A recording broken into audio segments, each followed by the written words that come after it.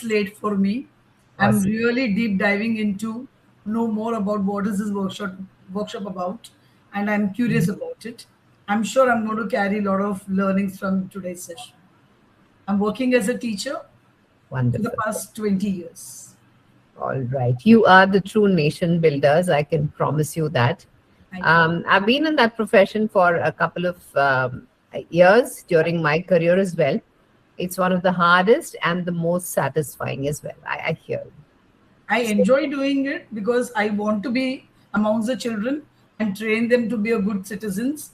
Moreover, to be a good individual first. absolutely, absolutely. All right. Anyone else who'd like to join in, chime in, share your thoughts?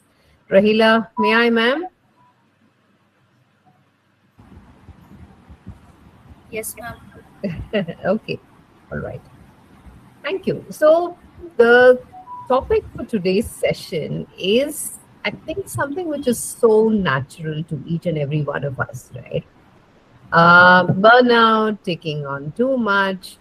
So, it doesn't really matter whether you are a homemaker or a person in the corporate, working in manufacturing, medical, whatever you name it. At this point in time, our culture is structured in such a way that we have to carry multiple loads, and there's no doubt about that. Um, and very, very simply, many of us feel that we are capable of carrying a lot of load. There's so much that we do. Right through the day, I juggle. I have so many balls in the air. Nothing is falling down.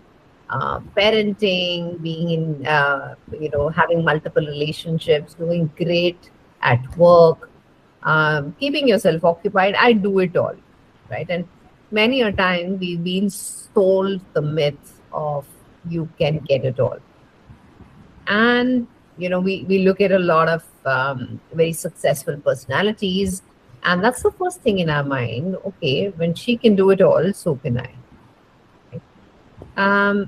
My question is, do you have to do it all, right? Let's say on one tired day you just come back from work, or you really had a hard day, and there's someone who drops by, or your child says, let's go to this movie.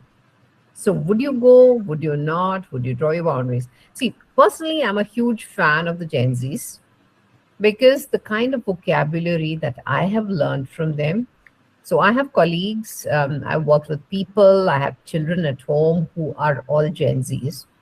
And while there are a lot of, I'd love to use the word irritants, but no, it's there are a lot of differences in the behaviors that they showcase and we expect typically on a natural front. I am a huge fan of some of the language that I have acquired from the Gen Zs. And that includes a lot of things like setting boundaries. It means a lot of things like putting yourself first and things like that.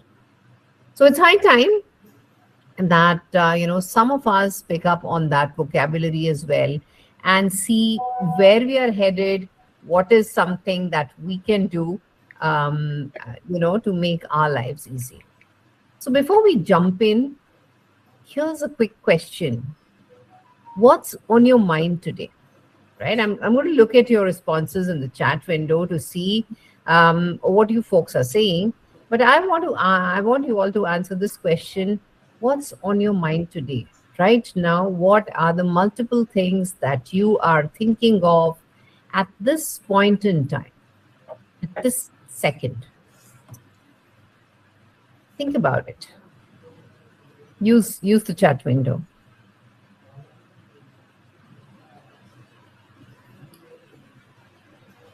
Let me start with maybe writing from myself. It's like I'm preparing for the workshop. I'm traveling tomorrow. I'm checking to see if I'm all packed. I'm looking at my work calendar to see if I have any important meetings.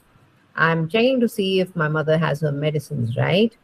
I'm checking to see, and a zillion other things. Yeah, Vaishali seems to have more or less the same thing. Yes, the dinner preparation is such a pain, right, Rahila? I hate it too much.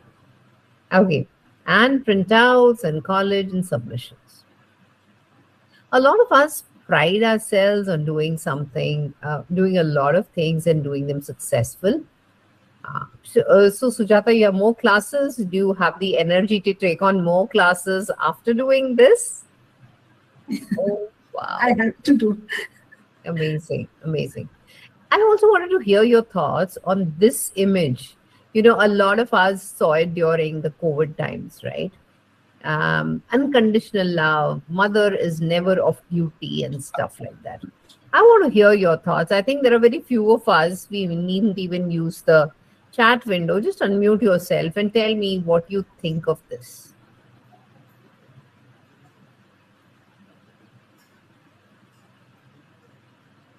Uh, can I say? Yes, yes, please do. So I totally resonate with this scene because I am also one of them, and I have always done so many things together. Mm-hmm. It's just like like you have an n number of lists Mm-hmm. daily basis. And if you are a working lady, still you have so much house chores to do, and this is really challenging daily. If you are a working lady, like two things at a time together to perform is like superwoman we feel, but still it's exhausting. That I Yeah, have. I I love what you said. We feel like super women, but we feel exhausted. So true. Yeah, Vaishali, you're up. I can also truly resonate, like many other women on this platform here. It is inevitable. Cooking is a major task. I think 4 times a day we have to keep cooking, and our mind keeps thinking, rolling what we need to prepare for the next day as well. If you have to Mm, leave your house at 6:30 in the morning, there are sure. so many other challenges apart from getting up and then doing this cooking chores. I think this is inevitable, Inevitable. whether you're staying single or with your family. It is mandatory chore. And this is one role where you have no sick leaves even if you are unwell. This is something that goes always. So that's one of the most demanding responsibilities or role that you need to play. Sure. I know we have a mom version 2.0, which is called Swiggy or Zomato or something, but still, whatever it is, they can never match the mother, right? Yeah. No, I wanted to hear your thoughts more around this woman who is on oxygen support and cooking for the family. If I see this well, she's actually making parathas. I don't know how many of the people are going to eat that, but yeah, it's a solid chore, right? So, thoughts on that? And I want you to distance yourself from your role as a mother. I don't want you to relate to the person who's there in that picture. I want you to be maybe a neighbor or her sister or her colleague and think from that lens. Does she have to? If not her, who else? I'm sure that's a question that you will ask yourselves. If not her, who else? Maybe she can get a house help to get it done until she gets better. Absolutely. Many other options, but these are her choices. Now, again, I'm going to use a lot of Gen Z terms and I'm fascinated by these folks. But yes, those are her choices. But are they pressurized choices or is she making it because she loves that particular task? That is something that each one of us have to ask ourselves. Now, here's the thing, many of us feel like we're super competent, right? We feel like there is so much that we can do. There is we are able to manage all of this without really any major problem, right? This is how we feel that things are going on before us also. There were a lot of people who underwent all this. When they can do it, we can do it too. So one of my colleagues, Priya, she's a senior manager. She's a mother of two. She also has older parents at home. So these are all the responsibilities, of course, in addition to work that she has on her. Now, I've known Priya for close to 10 plus years. A super cheerful person who's very, very supportive, who always has a kind word for every single person. And, she's always there to give a helping hand. These days, I see her very differently. I see that she's irritable, she snaps, she's always tired. She doesn't step out for a cup of coffee as well at work. And at those times when we kind of force her to come out, she feels guilty while she's resting. She tells me she cries in private in the bathroom whenever, and she says that she just can't feel joy at all. See, on the surface, we said cooking is inevitable. I hear you. There are deadlines that need to be met. There's one bank job that just needed you to submit an application and it's done. But they make you go around it 3 times, 5 times, 7 times, and you have to go to somebody else, and it just gets escalated, right? So while on the top, if I were to ask you, hey, what's your role? You would probably say, I work, I take care of my family, I do the cooking, and I take care of the children's requirements, and my parents, maybe. So those are only the things that are visible on the top. But what lies under that and what bogs you down and which makes you feel really, really stressed is the rest of the things.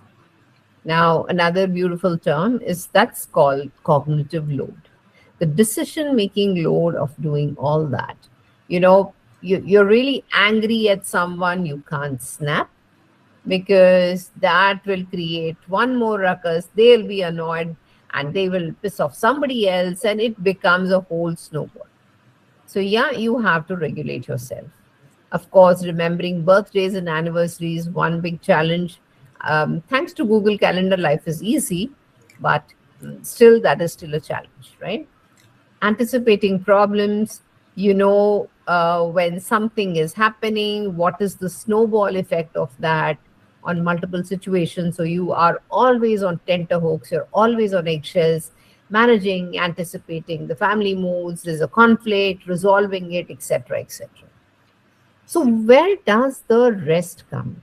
I know of a lot of women who go on a holiday and still feel exhausted because everything that we're seeing here happens again in a holiday as well. So let me hear from you if any of you resonate with what I'm talking. Do you feel that what I've said makes sense? Do you also feel that it's similar to what maybe you are going through in life? Sometimes.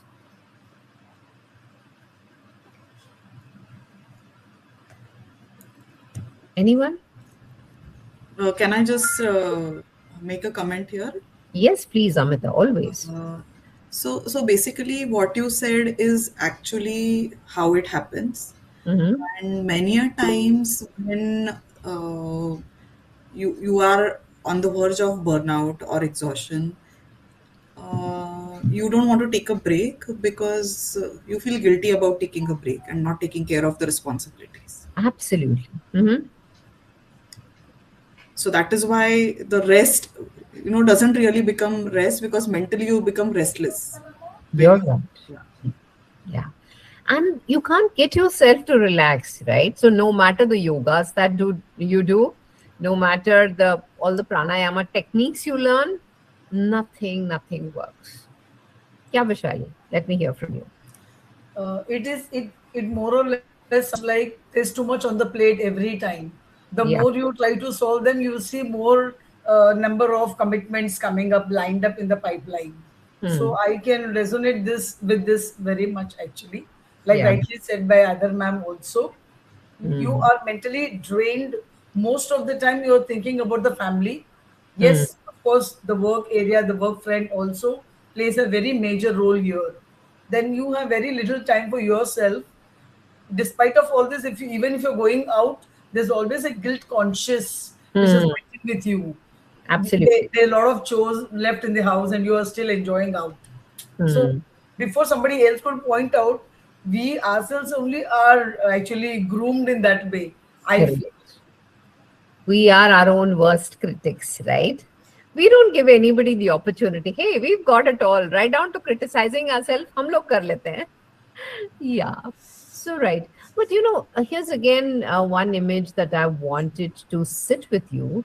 That while on the surface, you say that hey, there's just an application that I have to, or you just say hey, there's just one item that I have to do for cooking. There is a lot of things which are behind, which are underneath, which take up a lot of your time.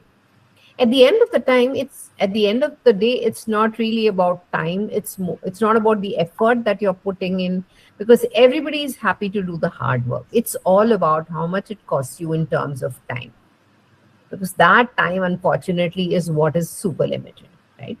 We talk a little bit about, are you in strength mode or are you in survival mode, right?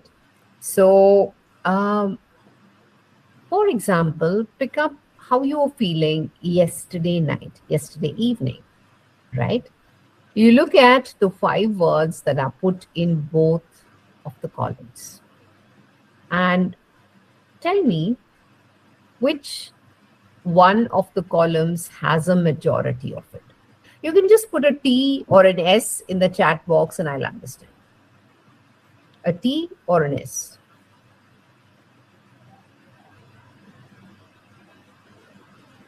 It's a really tiny thing you have to type. I'm assuming that's going to be okay.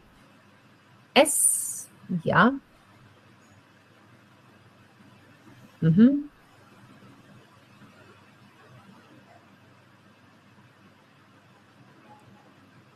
Okay.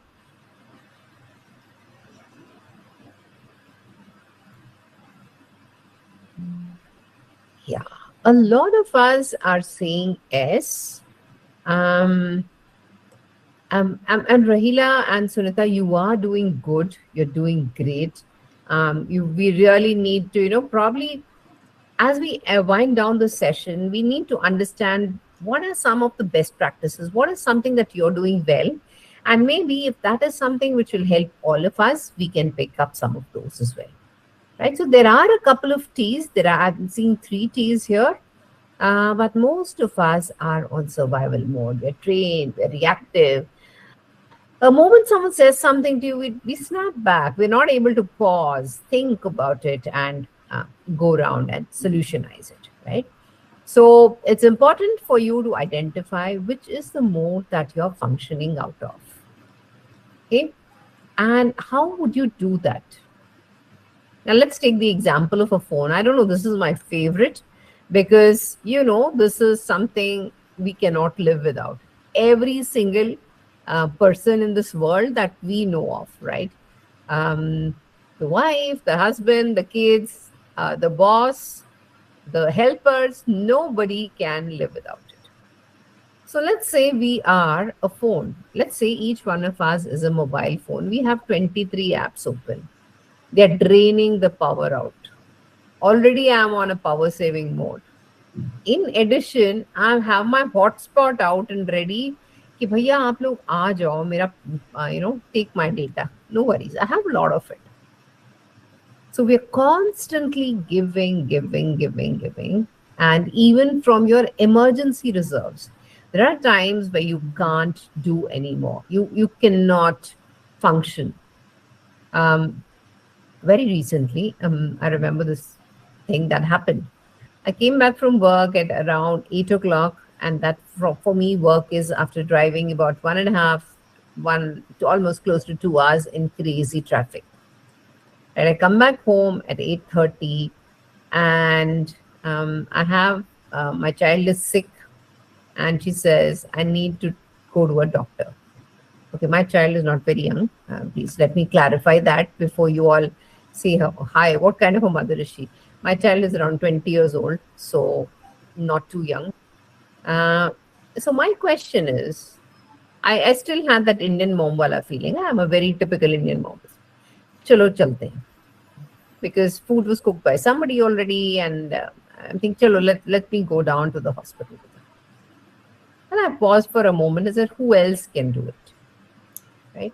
It's not that I am the default person, no doubt about it, but there has to be somebody else that can do it. Luckily, she has a sibling. They went, they got the medicines. Of course, I paid for it. That's the GPay, right? So it's for most of the tasks also, it's like, paisa hum de denge, aap kaam kar lo. And I think that is a formula that works for everybody, right? So my point here is when you are in power saving mode, when you're already juggling multiple responsibilities, stop yourself from your default mode of going out and supporting some more and doing some more. How do you realize whether you're on power saving mode? Look at this. Are you feeling drained? Are you reactive? Are you really alert? For a lot of people, there's a very simple a trick that I learned in my yoga class. Close your eyes for 5 minutes. I know of people who feel extremely uncomfortable when you close your eyes for 5 minutes. I remember starting this exercise myself, and I went on the phone, set a timer for 5 minutes, sat and closed my eyes, and checked 20 times to see if the timer was working. Very, very hyper alert, very, very anxious, right? So it's important at this point that we identify that, hey, we are going through this. Identify where you're coming from. Identify, don't try to do a root cause analysis. Don't try to understand the why for and all that. No. At this point in time, I want you to just identify, hey, I am in survival mode, right? So we look at that. Now, what does burnout do to you actually? Physically, of course, we've seen all that. You remember that there was a case a couple of months back, about this very young girl at EY, right? She had a heart attack. It was burnout. It was diagnosed. It was all over the media. So definitely it is something, burnout impacts you physically. Emotionally, of course, I think every one of us has experienced the emotional numbness, and that's the impact of burnout as well. And when this continues over a period of time, it is not a physical thing, but in terms of the brain processing capacity itself, as a part of neurosciences, you understand that the brain has an intrinsic mechanism wherein it shuts down where too much data is being processed. So it's a biological come physical reaction where there is a cognitive overload and there's a brain fog, right? Most of us, let's say, from the kitchen, walked up to a fridge, paused. Why did I come? The smiles that I see, I know you've all been there. Why do I know this? I was there just this morning. Right? So the cognitive overload, the brain fog, all this is because you're burnt out. And how does that impact your relations within your family, within your surroundings, your spouse, your extended family? So all of us have huge extended families, right? I do a lot of cross-cultural training across the globe. I meet a lot of people geographically. And sometimes when we talk about relationships or something that's happening in the house, people in different parts of the world, they can't even identify the kind of lifestyle that we have, where there are so many people at home and the neighbors and your parents and the in-laws and the chacha ka bhai ka pupa ka type of relationships and the neighbors. They cannot imagine that we talk, know everyone, right? I heard a really weird statistic a couple of days back where this person told me that on an average, maximum, so this person was from Belgium, we know a maximum of, we not know, but we interact closely with a maximum of 20 to 25 people. How surprising is that? For us, that it's just, ghar ke log are 25, right? We have those huge numbers. So, of course, this kind of a burnout is something which impacts all your relationships as well. And then eventually, if this becomes too long-standing, you don't even know who you are anymore. When my children grew up, and then, I had a little bit of more free time, um, uh, they asked me, what are your hobbies? I didn't remember. Would you like? I think many of us relate to this piece, right? What's your favorite food? I don't even remember. Many of us have heard so many people giving that answer. There's no harm. I'm saying now, once we are out of this session, let's go and explore ourselves. Let's go and, discover who we are as people. When we were 16, when we were 18, when we were 20, we knew a lot more about ourselves before we started giving, right? So it's also about the identity. Why are we like this? It's our cultural thing, not really the elders and stuff or the Indian culture per se. But you see, it's some kind of an adaptation of history, of geography, of the kind of lifestyle and the societal norms that are there in the world around us, right? And I read this amazing book called The Homo Sapiens. Now, this book talks from the beginning, right? It starts about how the human being evolved, how they migrated across the planet, how religions came to be, how societies came to be, how kingdoms came to be, and all that.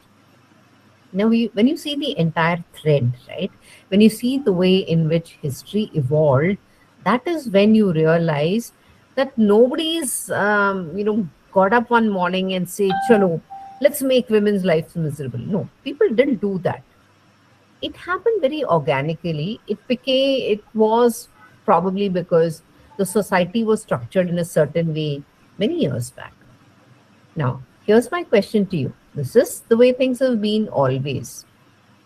Isn't it on us to view it in a different format? Isn't it on us to address the issues in a way which people understand and carry forward in the coming two generations? I just want to see a raise of hands. Let's say when you were 15 or 14, these four things, right? Be available, please come, help me in the kitchen. Everybody needs you for this. Handle it quietly. Don't complain. How many of you heard this growing up? Kalpana, yes. Me too. Yeah. All of us, we've heard this so many times. People depending upon us, people needing us. And so, all this, so if you were available for everyone, very quietly handled it, smilingly accepted everything, you were the rock star. So don't go with the expectation of getting praised. There's this book, I'm just trying to recollect the name, The Art of being comfortable with not being liked. That's another interesting book that I read. And it's hard for us, especially Indian women, but folks, we got to definitely do that. All right, now this whole piece is one big story of, how there are burnouts, how we are challenged, how it came into being historically, probably societally, etc., etc., etc. But how do we fix it? Now here, let me tell you one thing for sure. It's not a simple formula that I can do. I can share with you. You pick it up, you implement it tomorrow at home, and things will be fine. No. This is not a mantra, folks, that you can learn from here, implement it. I wish I could give you something like that. You say, abracadabra, abracadabra, ABC, and people would change all around you. That's my dream too. For that, I would definitely do one more session wherein, there would be probably a zillion people listening in on for me, because that would be a mantra which would be so super popular. Right? So this framework, I'm talking about HOLD, right? I always give an acronym because, see, here's my rationale, here's my logic. Now, you are in a hard situation. You want to remember something. Let's say it's like your 10th class board exam, right? You studied so hard all through the year, but when you sat in the exam, you didn't remember that important history wala answer. because that's what a crisis, that's what an emergency does for your mind and for your body. So that's why I always have things which are acronyms, which will help you understand, which will help you recollect quickly. So every time you feel the burnout, every time you even think about whether you're burning out, H stands for hear yourself, notice your exhaustion before you collapse. H is hear yourself. O is own your limits. You have to set the boundaries. You're not selfish because you set the boundaries. Lighten the invisible load. What does that mean? Things which can be delegated, things. You remember I was telling you about the bank story, right? You just went in to submit one application, but then you had to run around and do 8 different tasks, go to 8 different people and places to get it all done. That is the invisible load. Cooking is easy, but getting the vegetables, cleaning them up, storing them safely, getting all the other provisions, cutting vegetables. Oh my God, don't even get me started. All that is hard, right? So what do we do at each one of these stages? We will talk about it.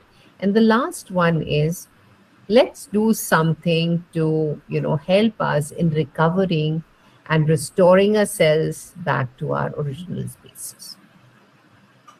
So first thing is you're listening to yourself. Then you're saying, hey, this is my boundary. This is what I'm carrying.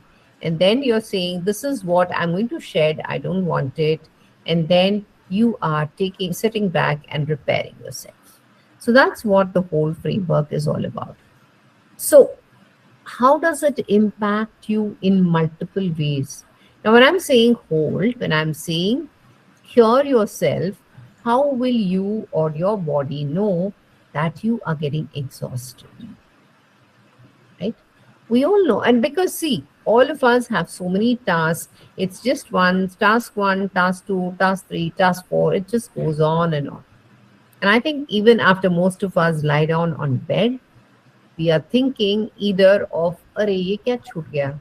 Something that you forgot, or something that you're going to do tomorrow, something which you have to plan for tomorrow, right? So, of course, I'm looking at the warning signs. I've put them up there. You snap quickly. You get very annoyed at a very fast rate. You keep forgetting stuff. And this is, I think, I really want to see a show of hands, because I want, the sisterhood to support me, saying I'm not the only one feeling like that. Many a time, I hope that I want to disappear temporarily from home, run off into the hills, okay, cut off with everybody. I love all the hands coming. And I just need 10 minutes to myself. I just want to spend 2 days in the forest or in the hills without anybody. Right? So that's fantasizing about disappearing and then saying, this is very important as well. Let me just finish this one piece. I'll rest after that. Right? As I was speaking, I just realized I'm getting physically exhausted. I need to get some water. Right? So thank you all for inspiring me as well.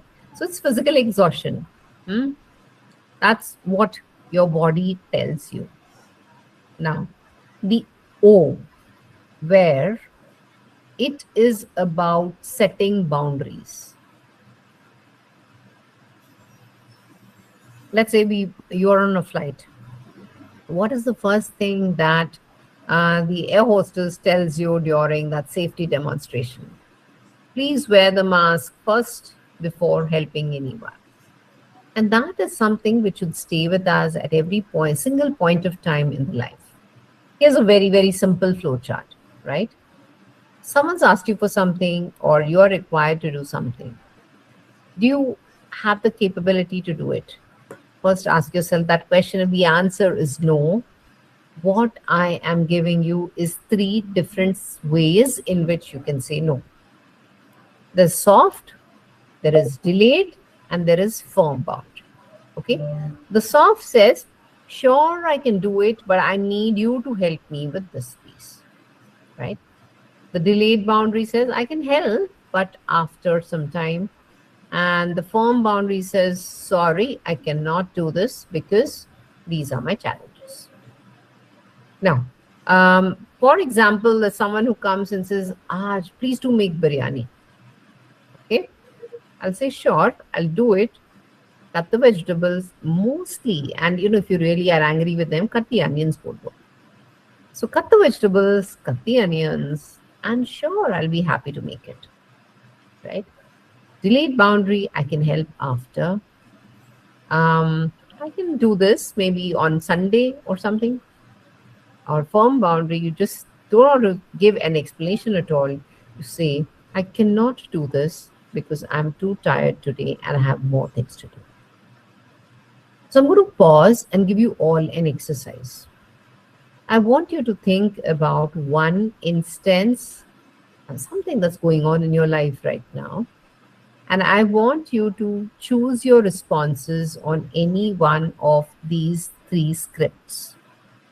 And I want you to write the answer on the chat window, right? Or if you want, I want you to say it out loud, unmute yourselves and say that to me. Is that okay with you? Did you get my point? Any response?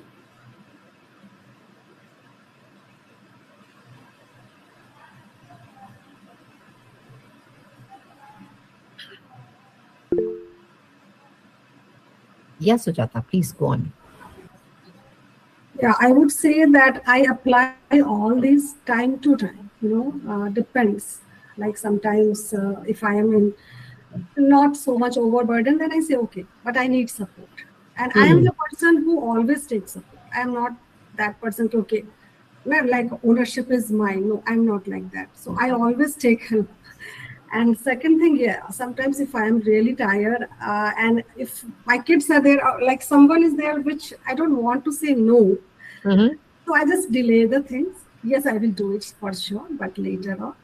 And firm boundary, if I'm really exhausted and, just get irritated on this particular demand. So that time, but very less. It happens very less when I say firmly no.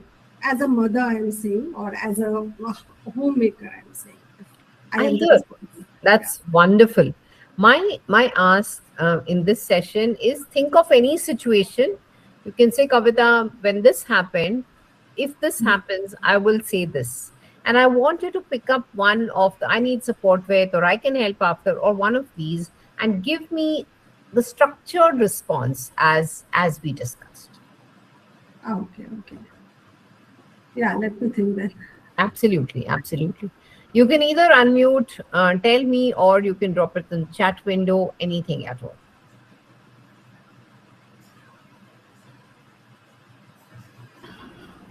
The first one, the soft boundary, I need support with. This is something I would like to use at a time when my family is also equally busy. Yet our work can be shared among all 3 of us to achieve or meet the target. So I would say, if someone just tells me where on a day when I also am having an 8 hours training session, and says, okay, most of them enjoy the pani puris that I make home. I also make the puris at home. So that's a demand. And when that comes on the stake, I tell my spouse as well as my child that I want you to, I'm not going to make the chutneys at home. So there's a simple and a short compromise over there, but I want you to get it from the food court, or of course from either Swiggy or Blinkit or anything. But while I'm doing the puris, I want you to do that. I asked my daughter, soft support, since you are also going to be a part of the gourmet meal, I would certainly like you to at least roll out the round balls, or why don't you try your hand at rolling it out? You can also learn something. So this is soft boundary, something that I use when I feel that all three of us are busy, and yet we have a craving for this particular meal. Delayed boundary I can help after. If I take the same pani puri, uh, if you want me to do it now, for this happened during Diwali. There was a traditional sweet that we had to make, and I found that everybody abandoned me on, Oh, because my husband and daughter decided to go and have a game of, probably, I think it was Scrabble that we generally have at home, and both of them enjoy it. So they felt it's a holiday for both of us, right? It's Diwali. And so, all right, mommy's place is always in the kitchen. I just walked out from the kitchen into the drawing room, and I said one thing: I can help you all to eat the sweet only after you both join me. So, and wonderful. believe me, at least my daughter got up with an alacrity. She realized that I was too overwhelmed with the work that I was supposed to do. And that is something called gujia. We call it gugra, and we have it during Diwali, not during Holi. I'm a Gujju, by the way. Okay. And firm boundary, I cannot do this today because, sadly enough, I have never been that firm or that, strong. I have a softness inside me. So I end up feeling slightly guilty. Even if I do utter it because I am cornered, I'm frustrated, and I've got 100 things on my head, but I still weave it in my schedule, most probably by the end of the day or by the next day.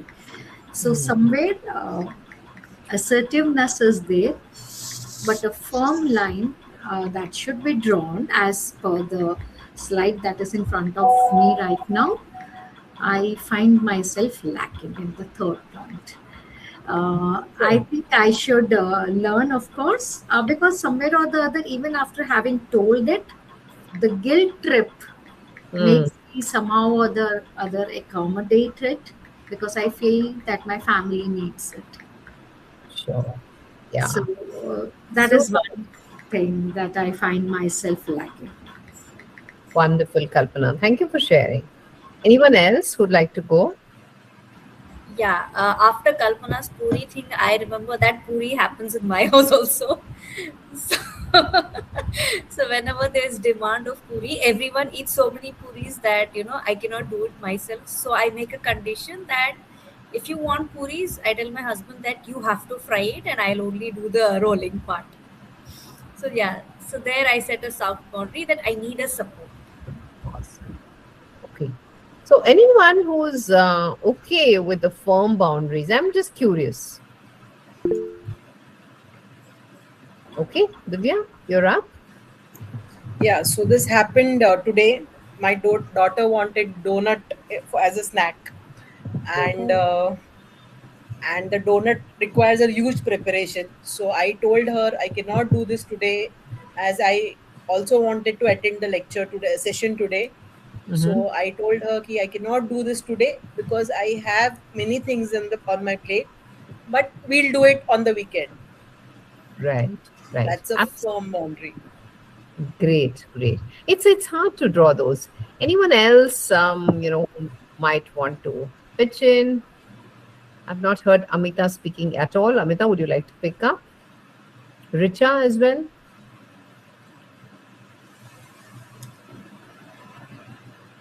Okay. Nobody's there. So, well, these are, somehow the tools which will protect your sanity, if I may. And this is how you draw boundaries. It's hard sometimes, but now at least when you at the bottom of your heart, you're feeling, hey, I do not have the bandwidth or the energy to do it. At least you'll have three options: soft, delayed, firm. This is something at least which will sit in your head, and maybe firm nahi, kam se kam you'll be able to come up with a soft boundary. So that's the O part of it. And then what we have is lighten the invisible load. I love what I heard, earlier, both from Kalpana, Rahila, and Divya as well. Um, so how can you automate your tasks? Now we understood the boundary part, but the work is something which has to get done, right? So how do you achieve that? Now, there are 3 zones for this very clearly. Zone 1 is things which only you can do. And in my head, if I were to ask you, how many things are there which only you can do? I'm sure you'll give me a list of 25 or 30 things, right? So I'm not going to ask you that at all. Now, zone 2 is a task which you can give it to somebody and they can do it, but they won't do it as well as you, right? The rotis, the puris won't be round. They may be of geographical shapes. You might have continents, you might have Antarctica or Africa, but puri will come out one way or the other, right? So delegate is zone 2 and zone 3 is stop entirely.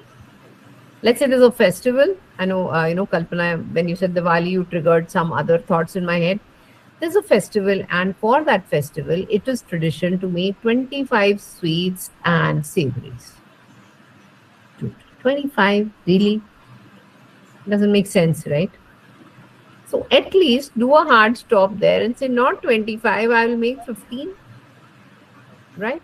So I'm going to work backwards. So the things which only I can do, I don't know if there's much option. But the zone 3, where you can stop it entirely because it is tradition or the typical log kya kahenge thing, stop, right? And then the delegate part. While it sounds amazing on paper, all of us know from our experience, you tell a person to do one thing and you have to do it 500 times after them.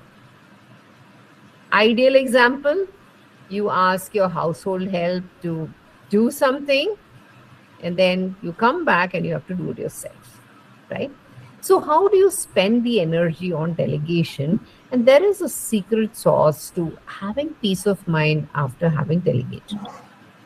So delegation you should take some amount of attention and you should give them, it should be like your examination, right? Like your child's unit test, where you're saying if you give this answer, you will get 5 marks. So you create metrics around it.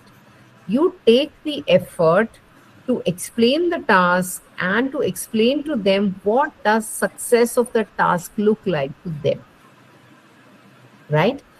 When you take so much of effort, I know in your head, 90% of you are thinking, oh my God, rather than doing so much, I might as well do it myself.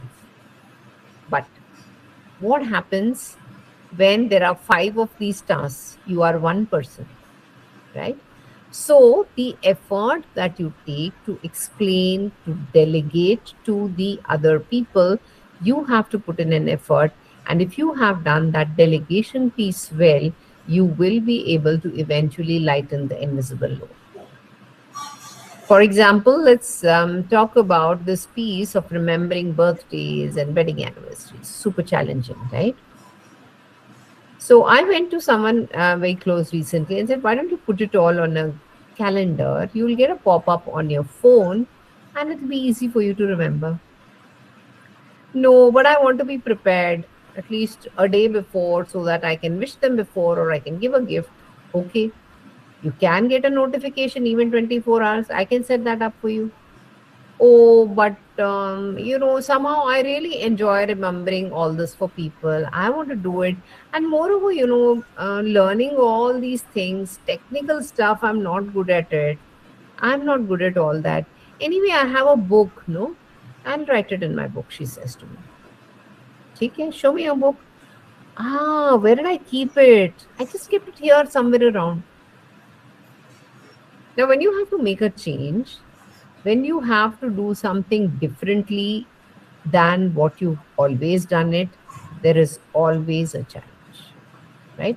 Delegation falls hugely. See, zone 2 is the biggest zone which will make your life easy, right? When maybe Kalpana's daughter rolled out the puris, in future, it will be an expectation. She'll be cool with it. She won't need so much of pressure or so much of tutoring. She'll only get better with time, right? You're asking someone to get your groceries for you. I remember this time where I sent my daughter out shopping and I'd given her a vegetable list. And I put for Karela, for bitter gourd, I put 0.5 kgs. You know how many kgs she got? 5 kgs. I was destroyed cooking the 5 kgs of Karela. People don't even eat that half kg, okay? I spent all my energies and my creativity making something brilliant out of Karela. Except for dessert, I made everything out of Karela that week. So delegation is hard. There's no doubt about it. But that is that secret sauce which will help lighten your invisible load. Yeah. And then, of course, the last part is recovery. All of us need to have this. What is the word that I'm looking for? It's a routine. This should be your tradition. This should be your daily schedule, right? Your recovery menu can be either a micro one which talks about just a 5 minutes of effort, or it can be a mid-level one which requires more effort of say 30 minutes, or a weekly one. If you love embroidering, if you love drawing, painting, singing, dancing, you name it, pick it up as a hobby. It's really, really hard. I know that. Because to make place for one thing, you have to move another thing. And which thing do you move? And in today's world, whenever we have to relax, or whenever we have a moment, we're either watching reels or we're watching series. We're not relaxing. There is something called overstimulation. All that is happening. The sensory load. Again, earlier I was talking to you about a situation in the brain where it has to process multiple things. It just crashes. It's just like any other machine. And the same thing happens with our mobiles, unfortunately. The same yarn that you're giving to your kids, I should not be giving to you in this session. So I'm not going to go further in that. But what I'm saying is, right now you're feeling overwhelmed, go for a 5-minute walk. Do stretching. Or you remember what I told you about the 5-minute timer on your phone? Just have silence. Say I'm meditating. It does not really matter what you will meditate on or how you're doing it, etc., etc. It's basically about getting your own me time. If you have some more time, there's a lot more you can do. Music, that's my personal favorite as well. And hobbies. How many of you have a fun, creative hobby? Drawing, painting. I always say, in most sessions, I sing, I dance, both badly. But I love them. Yes, I relate to what you said, Kavita. I have this habit, of having just completed some of my domestic tasks. I enter the room, and even if I've got any kind of music on, and it can be devotional also, because I do have a tendency to juggle between the music. I do my exercises or a nice dance gig, even on devotional music, at least for 5 minutes. Believe me, it just it gives me a sort of a nice relief from the tasks that I've just concluded, gives my brain a breathing space. And I really felt overjoyed, especially today. I found myself doing it because there was a lot of things that suddenly crashed on my head, and I decided to let me dance. Oh my God, the devotional song is on, because I keep it on a shuffle. Okay, why not? Why not? All right, so yes, I do that a lot. Wonderful, wonderful. So each one of us needs to discover, each one of us needs to figure out what is my recovery pattern, right? It's not a reward. It's basically maintenance for you to get, so de-stress, right? Let's say Kalpana's dancing. I feel motivated by her thing as well. So maybe today I'll go, when I'm done for the day, I might dance. Who knows? So let's take that inspiration from each other and let's see how that goes. So that is the whole part.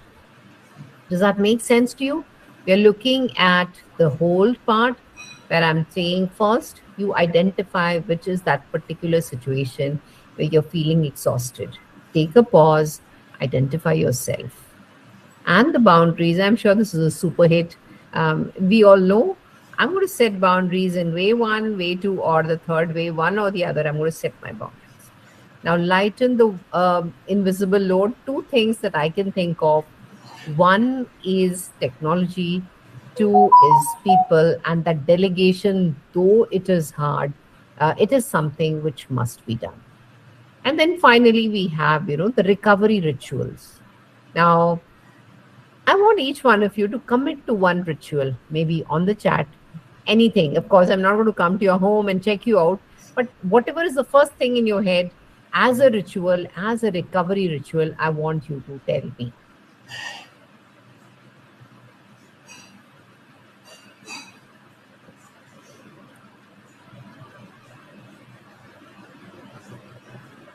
Nothing mine? Solo walks. We must visit Amita's place. Baking. Amazing. What else do we have? Music and dance from Sujata.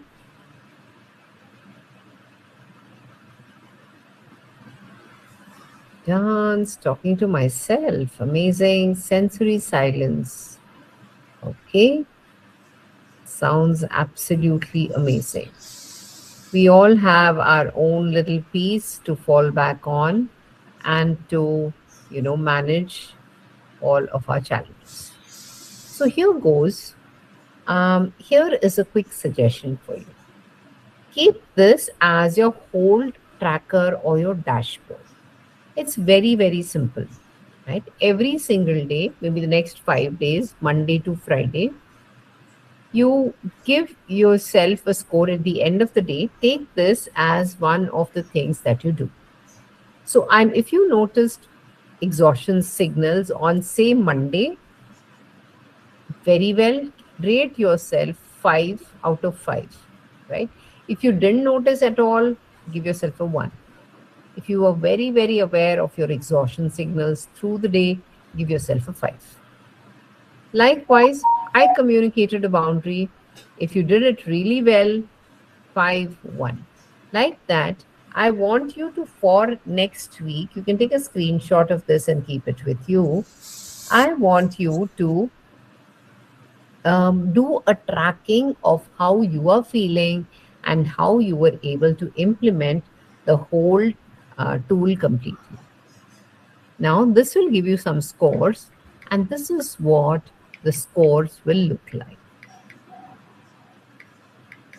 Now, every day, if the score is below 10, you will need a lot of support. If there is 10 to 14, it's chronic overload.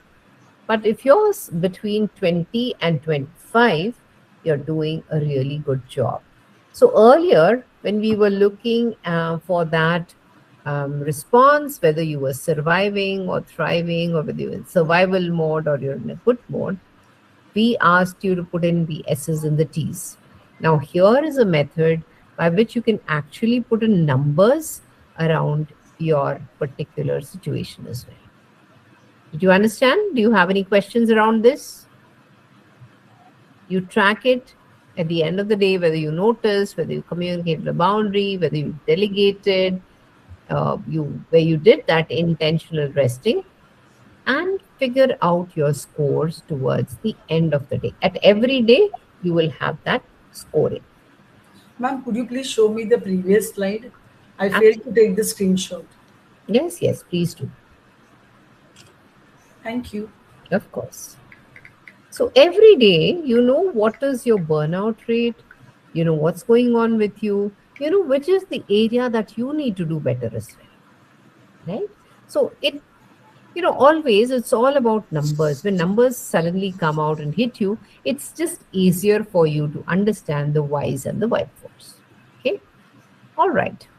And then finally, I just want to talk about hold yourself before you collapse. And I love this piece. The strongest women are not those who endure endlessly, They are the ones who actively seek out support. And, I want you to finish the sentence: I deserve support even when.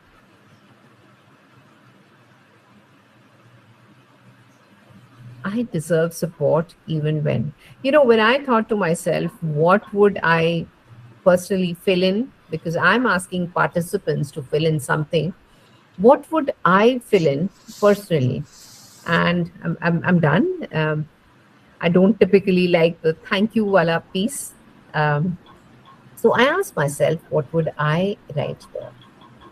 And what I wanted to write there is, I deserve support even when it is something that I have to do every day. It doesn't matter that it's my responsibility or I have chosen to do it. I still deserve support for that. But from your end, how would you complete this sentence? Just curious.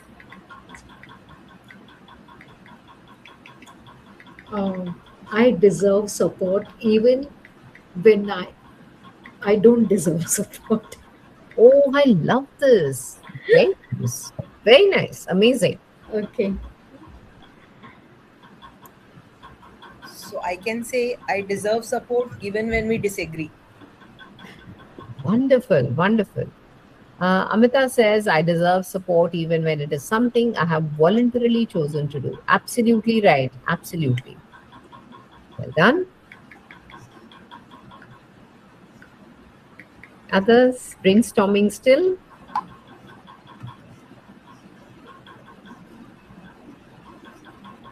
Okay.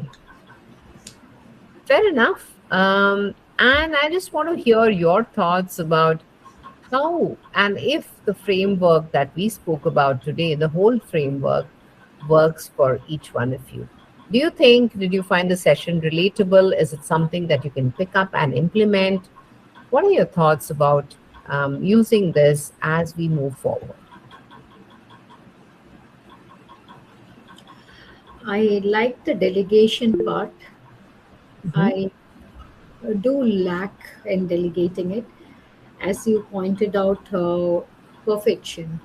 Somewhere I do have that bug inside me. So it is very late in the day, but from a couple of months since I drastically miss my weekends because Oh, I personally feel that that is when a load is more on a woman.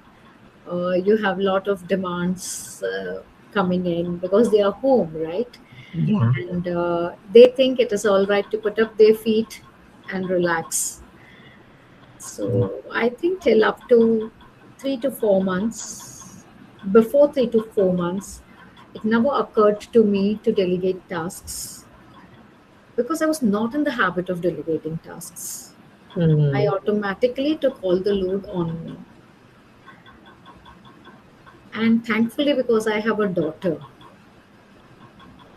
Mhm. she one day came and told me, I really do not understand what needs to be done, but if you tell me what needs to be done, I'll do it. Hmm. That helped Wonderful. me. And I began to close my eyes to her imperfections because they really did not match what I do.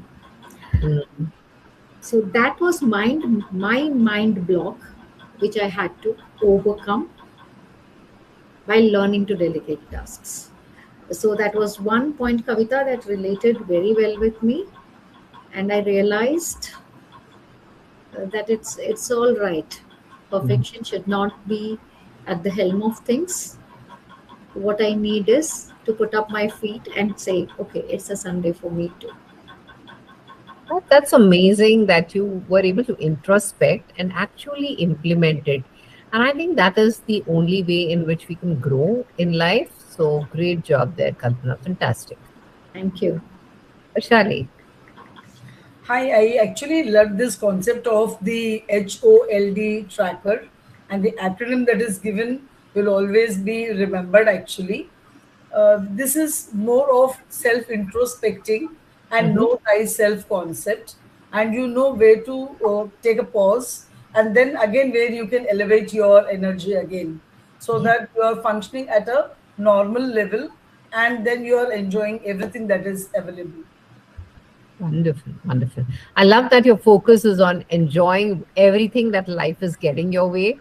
Because, hey, if I'm burnt out, how will I enjoy my own life? So that's a superb thing. Thank you. Sujata. Yeah, I have a lot of things to say, but I would like to summarize the whole.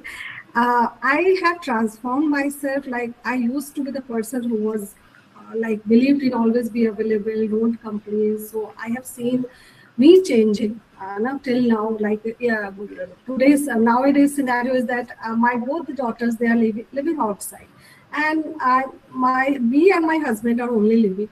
But now I have learned so many things to take the support that I can enjoy my hobbies like music, dance, so many things, and without guilt. If it would have 10 years before, I would have, you know, I was the person who had guilt. But now I think that, yeah, and your session has just strengthened me on this, that yes, you are doing the best thing, that you deserve, like at every phase of life, if we are capable to enjoy ourselves, to focus on our hobbies and all, without being feel guilty. And delegation is something which I do, and I'm very happy that I'm on the right track. So you have just given me a strength that yes, I am doing what still I have to, we have to change the mindset of so many people around us, because they have been conditioned. Maybe we take husband and in-laws and all, but if you are very much on it, yes, this is the thing which is right, so things changes around you. And this is the best way to lead a life for any person. It's not like only women, any person. So thank you for the session. Yeah. Thanks. Right? Anyone else? I have a question. So, how can we identify the difference between being strong and emotionally exhausted? Okay. I think when we looked at the first couple slides, right, that feeling of strength gives you a sense of accomplishment, whereas burnout gives you a sense of desperation. Very, very simply, if I were to look at it like that, right? When you worked really hard on, say, a project, or you've created something, you've done a beautiful painting, or you've cooked an elaborate meal, what you feel at the end of it is what describes whether you're burnt out or just tired. Now, there's a good tired also, right? We all love doing things.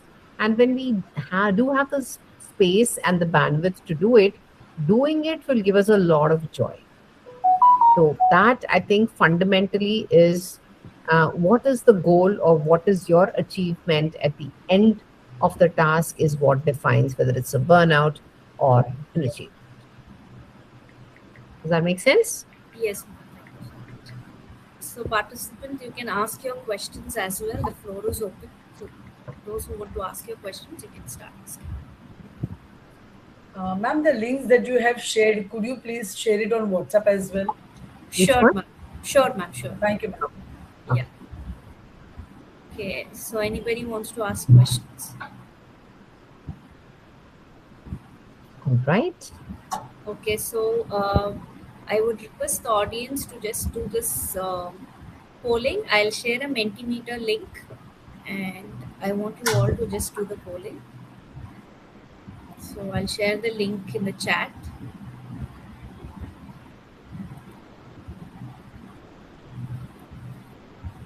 So can you all start polling?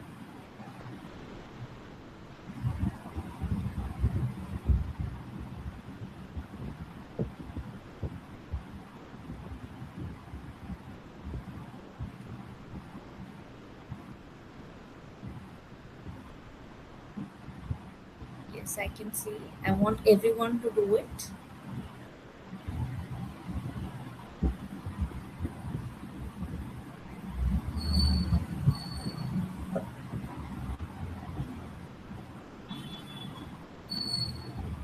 Maybe if you would like me to leave, Rahila, as they're giving their feedback, would that help? You want to leave, ma'am? I'll just finish it, ma'am, and Sure. 3 to 4 minutes, you can leave. Fair enough. Fair enough. Yeah. So done, all of you. Okay, so thank you, audience, for those responses. Your feedback truly matters for us improving our future master classes. And let's extend our heartfelt thank you to our speaker for sharing such powerful insights and reminding us that the true strength lies in restoration. Thank you, Kavita ma'am. And audience, remember, strength isn't about ignoring exhaustion. It's about noticing when your body and mind is asking for rest. Stop glorifying burnout. Build small pauses in your day, whether it's mindful breath, a small walk, or simply saying no when needed. And remember, rest is not a weakness. It's the foundation that allows you to return stronger, clearer, and more effective. Absolutely. So And thank you, audience, for your time and energy today. Remember, exhaustion is not a badge of honor. It's a signal. Honor that signal, take care of yourself, and you will discover that true strength lies in restoration. Wishing you clarity, calm, and renewed energy ahead. Thank you, audience. Thank you, everybody. okay. Thank you, everyone. Bye-bye. Bye.